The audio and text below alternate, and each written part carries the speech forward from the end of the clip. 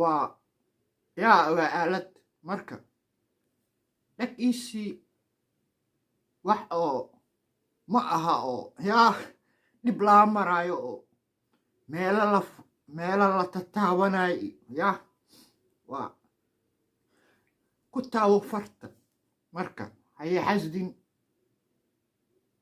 yaa isdiiwaangeli